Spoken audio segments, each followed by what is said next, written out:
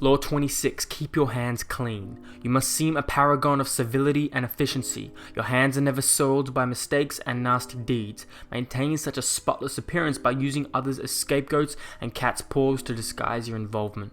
Part 1. Conceal your mistakes. Have a scapegoat around to take the blame. Our good name and reputation depend more on what we conceal than what we reveal. Everyone makes mistakes, but those who are truly clever manage to hide them and make sure someone else is blamed. A convenient scapegoat should always be kept around for such moments. Now, before everybody clicks off the video, gets mad, writes a comment in saying how that's immoral, whatever, just understand the context it's coming from, because I get how people can respond like that. It says a convenient scapegoat should always be kept around for such moments. It's basically saying you shouldn't take responsibility in the light of an audience for your actions. You should blame somebody else, which is not a common thing to say. It's just not nice. It's just being a dick. But understand the tactic, understand the context it's within. Law 26, keep your hands clean. This is what we're discussing. But I don't agree with everyone makes mistakes. Those who are truly clever manage to hide them and make sure someone else is blamed. I think there is humility in mistake making. I think it goes along with one of these laws. Actually, yeah, we haven't done this law. This is one of the last laws. Law 46 is never appear too perfect. If someone never sees you make a mistake, then that's, oh damn, he's flawless. He's 10 for 10 from the line. He ain't make a mistake. I can't be like him. Damn, he's too good. I can never be like LeBron. LeBron's, you know what I'm saying? So don't appear too perfect.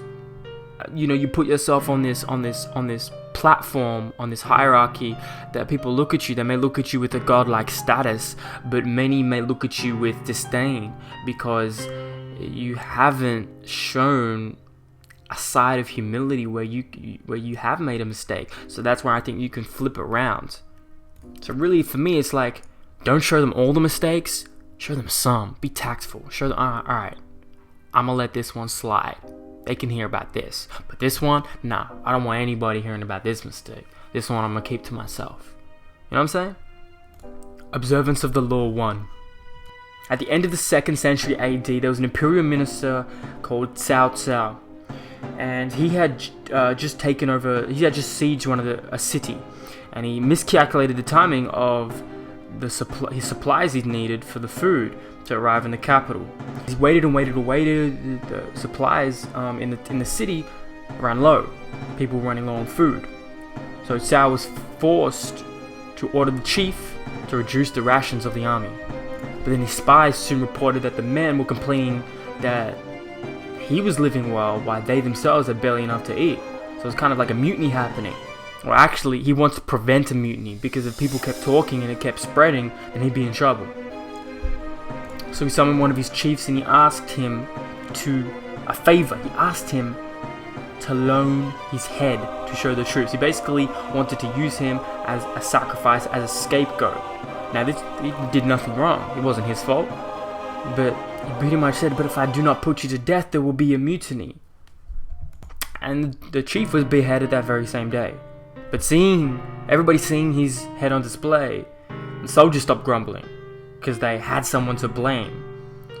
And they pretty much accepted his version of who was to blame, preferring to believe in his wisdom and fairness than in incompetence and cruelty. Interpretation. Basically, Cao Cao had two options: apologize and give excuses, or find a scapegoat. Now, he thoroughly understood the power and the significance of appearances in those times, so he couldn't hesitate.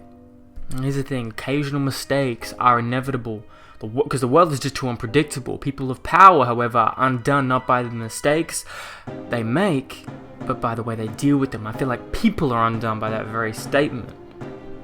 By apologizing, you open up yourself to all sorts of doubts about your competence, your intentions, and any other mistakes you may have confessed. Excuses satisfy no one, and apologies make everyone uncomfortable. No one cares about your excuses. No one cares. But really, like, you make all the excuses in the world of why you're not going to do something or why something happened. That don't change anything. Lead by actions. That's what Cao did. Keys to power.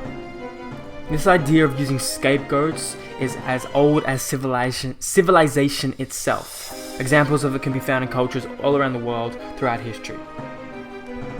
Now, to understand it, the main idea behind sacrificing is to shift the guilt and sin to an outside figure or object, and then that object is banished or destroyed in some way. An example is the Hebrews used to take a live goat, and that's where I believe that's where the term scapegoat came from, upon which the priest would lay both hands while confessing the sins of the children of Israel. Having thus had those sins transferred to it, the beast would be led away and abandoned in the wilderness. So they freed themselves from the guilt by transferring it to an innocent object or person whose death was intended to satisfy the divine powers and banish the evil from the midst. Because it's an extremely human response to not look inward after a mistake or crime. We look outward to trying to fix blame and guilt on some other object. Obviously, that makes us feel better. It's all about emotion. It's all about manipulating our emotion. Now, we don't sacrifice lambs like commonly throughout our society anymore. But the practice kind of lives on symbolically in a lot of ways throughout our society. Because we all know, we've learning through this book, that power depends on appearances. So those in power a lot of the time can't afford to make mistakes at all, or make very, very few.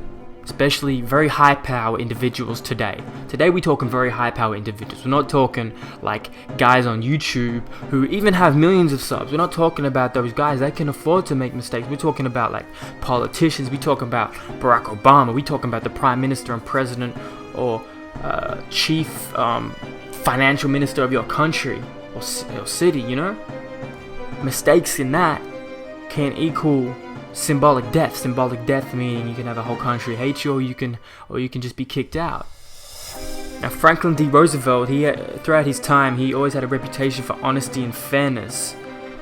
A lot of the times he had situations where he would have to go against that if he was to get what he wanted.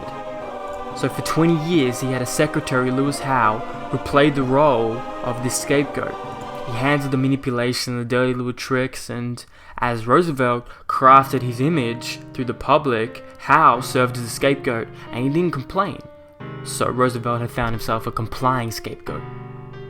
But here's the thing, if your scapegoat appears too weak and his punishment too cruel, you may end up the victim of your own device. Sometimes you should find a more powerful scapegoat, one who elicits less sympathy in the long run. Or choosing a close associate, like Roosevelt did, as a scapegoat has the same value, and you may lose a friend or an aide, but in the long term, it is more important to hide your mistakes than to hold on to someone who one day will probably turn against you, assuming they do. Besides, you can always find a new favorite to take his place. Now, this is a very cold approach. This is not me, my opinion. This is a quote from the book. I think you could take parts of this and apply it, as always, in every law, but this one is especially controversial, and I'd like to hear people talk about this one, because I know it can get heated. I'm going to quote Ballister Grayson. The word folly means lack of good sense or foolishness. Authority. Folly consists not in committing folly, but in being incapable of concealing it. All men make mistakes, but the wise conceal the blunders they have made, while fools make them public. Reputation depends more on what is hidden than on what is seen. If you can't be good, be careful. If you can't be good, be careful. I say, why not both?